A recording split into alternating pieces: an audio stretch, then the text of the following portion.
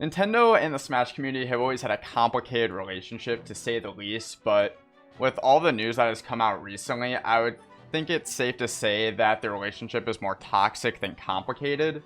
Originally, this video was just going to focus on what was happening between Smash and Nintendo, but as I dove into it and did more research, I realized this is likely a problem with all of Nintendo's competitive communities, which I'll get into in a little bit. I honestly have really mixed feelings about the whole situation because I'm a really diehard Nintendo fan. I've been a fan of theirs ever since I had an N64 growing up.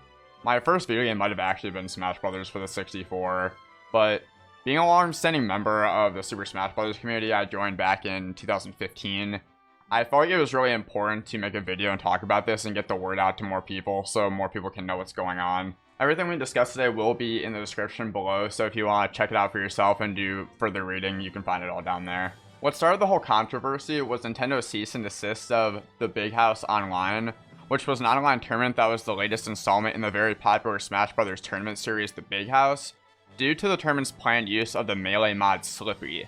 Now, this mod allowed Melee to be played online because obviously Wi-Fi tournaments aren't available on the GameCube. They had no access to online play on that console. Now, Nintendo does have the right to C and D this, since technically you can play Slippy without owning a copy of Melee, but Melee is 20 years old now, and copies haven't been made or produced in over a decade, and we're in the middle of a pandemic, so it's not like they can play Melee offline. So none of it really adds up to make sense for Nintendo to do such a thing. Not only did the C&D cause a tidal wave of backlash from people in and out of the Smash community, but it prompted the posting of an anonymous twitlonger detailing how Nintendo has been giving the runaround to potential sponsors that are trying to help the Smash community grow. This is where the situation turns from it's their legal right to do something, to Nintendo is just doing everything they can to hold competitive Super Smash Bros. Back. Twitch, Red Bull, Esports League, MLG, and more were willing to foot the bill to run their own Smash Brothers circuits and tournaments. Something that is apparently completely unheard of, but they believed in the potential of Smash to become a full-on esport and wanted to continue to support that growth. Nintendo feigned interest for years in supporting these events, but continuously dragged their feet during the process of setting them up. Whether citing the transition from Smash 4 to Ultimate, or just ghosting sponsors entirely, none of these events came to fruition because the sponsors understandably gave up after Nintendo gave them the runaround for so long. What makes this even worse is Project M, the very popular brawl mod that allows the game to play like Melee, was sacrificed because Nintendo said they would increase their support of the Smash community if PM was done away with. The supposed Nintendo C&D of Project M that happened in 2015 never actually took place, but instead Nintendo applied pressure to top tournament organizers and potential sponsors like Twitch and Hitbox to remove it from their events and streaming sites in order to partner with Nintendo. They understandably jumped at the opportunity to have a stronger relationship with Smash's parent company, believing that this would help the community as a whole continue to grow, but Nintendo never followed through. Project M died for nothing. More stories of Nintendo's behavior towards the Smash community came out of the woodworks as the week went on. TLDR, make sure everyone looks like they're having fun, even if they aren't, and Nintendo prepped their reps to deal with Melee fans, even cutting their playtime short if necessary. It was also reported on prominent content creator and former Melee commentator Ludwig's stream that the Smash World Tour, an all-around-the-globe Smash circuit that was intent on springing the community further into esports prominence, was going to be shut down by Nintendo regardless of the COVID-19 pandemic, but the virus just became their scapegoat for the cancellation. I bet after hearing this news, a lot of you came to the same thoughts that I did, that being, why is Nintendo working so hard to hold back competitive Smash Brothers when they've put support behind other games in a competitive setting, that being Splatoon and ARMS? Well, after I did some research and another twitlonger was posted by an ARMS community member, it's very clear that they've been going through the same things that we have, and that Nintendo just doesn't want their games to be competitive. The tournaments that Nintendo ran for these games have had no actual prize pool outside of Nintendo Gold points, and all the events with prize pools have been community driven. There was actually a Splatoon tournament in Japan with the equivalent of a $1 million prize pool that Nintendo passively sponsored. This means they didn't provide any money to the prize pool, but gave their blessing to let it happen. Do you want to know why Nintendo probably let this humongous pot bonus tournament happen? They just so happen to own 1.5% of the company Nico Nico, which is a YouTube-esque video service that had the rights to broadcast this event. So Nintendo made money on the event by doing nothing but giving it the green light. An ARMS player named Hakuna Janbury, awesome tag by the way, posted a twitlonger detailing the ARMS community's experiences working with Nintendo as well to show solidarity with the Smash community. Nintendo's advertisement of the game pushed the narrative to the general public that ARMS could only be played with motion controls, hurting the competitive scene before the game even released.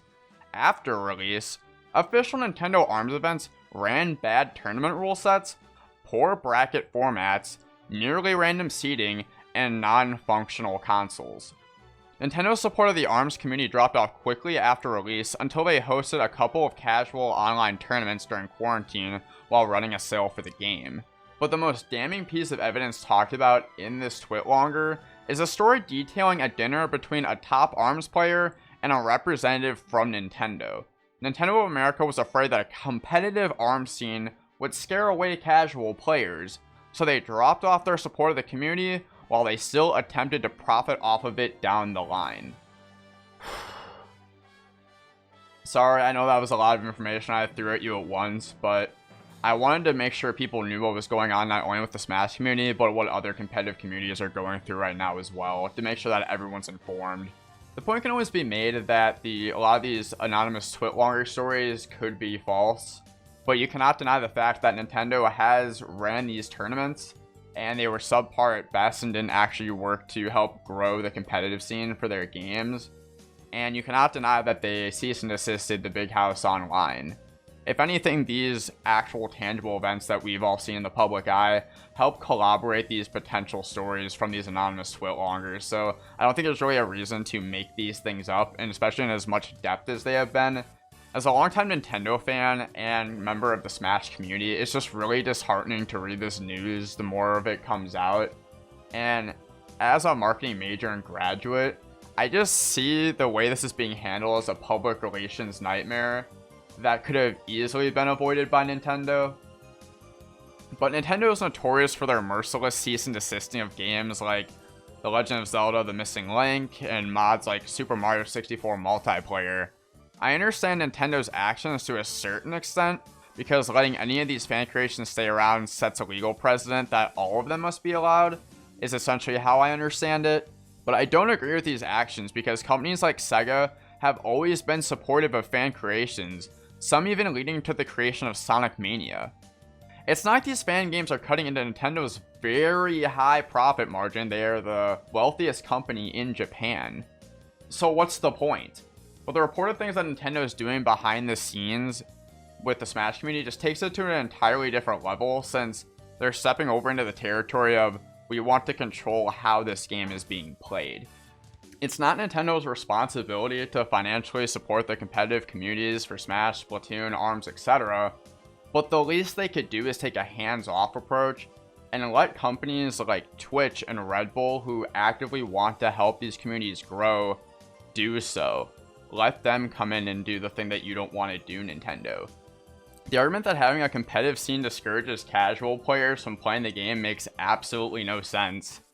Like I said, I didn't play Smash competitively until about 2015, when I had played Smash my entire life. I found out about the competitive Smash 4 scene when I was in my senior year of high school, and I just thought it was a cool opportunity to get more into the game that I love. But like me, most Smash players have no idea that a competitive scene actually exists, so it's not going to stop them from wanting to play the game. And a lot of times, like me, these players find it very interesting to learn about the competitive scene. Trust me, in college, I had more dudes come up to me at parties to ask me about competitive Smash than I could count. I still play Smash casually regularly with my casual friends, and it's always a great time. Being casual or being competitive doesn't change your enjoyment of Smash. If they didn't want a competitive scene, why did Nintendo give the okay to Sakurai and the Smash development team to add so much flexibility to how the game can be played? Ultimate had the hazards off option, and custom rule sets that you can save for the first time in Smash history. These were not part of the franchise before this new game. This isn't about scaring off players. They just want to make sure that competitive Smash, ARMS, Splatoon, etc. are just big enough that they can profit off of these communities, but not too big that they can't control them. I said it before and I'll continue to say it, but Nintendo would have died off a long time ago if they didn't consistently make great games just because of how poorly they treat their fan base. I hope that one day they can treat their fans half as well as companies like Sega do, but after reading a lot of the news that's come through recently, I'm not really holding my breath. So, where does this leave the Smash community and the other competitive Nintendo games? Besides continuing to run and compete in tournaments, we need to continue to share our experiences with the other competitive Nintendo games. It's clear that we've all been struggling with developer support on our own for too long, so it's time we formed a unified front. Since Nintendo won't help us, we need to continue to keep up the fight. That means continuing to bombard their Twitter with the hashtag SaveSmash and hashtag FreeMelee. I really feel for those that are running the accounts because I know it's not their fault, but this is the main way that we can make our voices heard right now. We also need to continue to run tournaments like Ludwig that are charity-based while still benefiting the community. The prize pool goes to charity, so if Nintendo decides to shut down the tournament, then they're creating more bad PR for themselves by shutting down a charity event. This strategy won't help the top players continue to make a living, but it's a start to attempt to get around Nintendo's opposition. A long-term solution needs to be found though. Like, is there a legal way that these large-scale, sponsor-driven, profitable events can be run without Nintendo's blessing?